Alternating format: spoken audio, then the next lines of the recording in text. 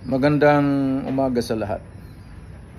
The YouTube channel of the Fraternal Order of Eagles Limbas Law Corner is back to once again render service for our countrymen in the field of law, or serbisyong pagbahagi ng aming konting kaalaman sa batas para sa sambayanang Pilipino. Brought to you by the Limbas Marangal Eagles Club of the Eastern Rizal Region 2 sa pamamagitan ng inyong lingkod na isa ng mga abogado at isang guro sa maraming law schools in the country. The topic. May nakarating sa amin na mensahe. Ang nakalagay ay ganito sa English, which states,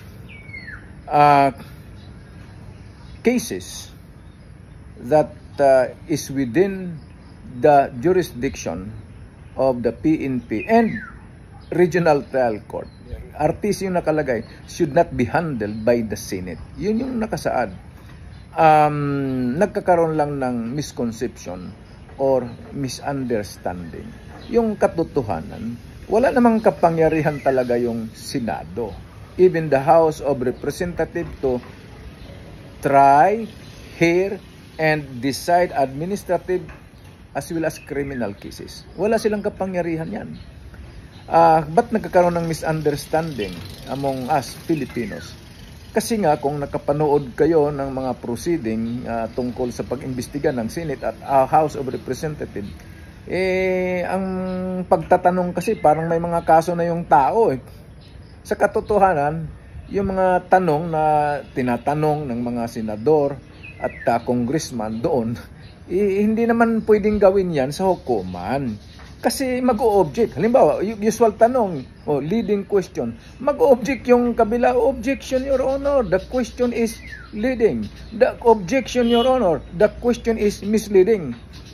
Kaya nagkakaroon ng misunderstanding about so many Filipinos. Nakala kaso. Hindi kaso yung pagkakandak ng legislative branch of the government.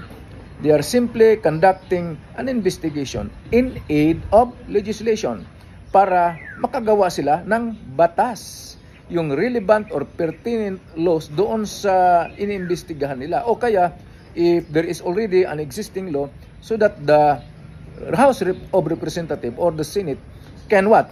Amend certain provisions of the law tungkol doon sa kanilang inimbestigahan. Okay, so maliwanag mga sambayan ng Pilipino, ang mga investigasyon sa Senate or House of the Representatives is not for the purpose of conducting, hearing, and deciding criminal and administrative cases. No, it is only for the purpose of conducting investigation in aid of legislation para makagawa sila ng kaukulang batas. Sana nakashare na naman itong the Limbas Marangal Eagles Club Eastern Rizal Region 2. Maraming salamat sa lahat.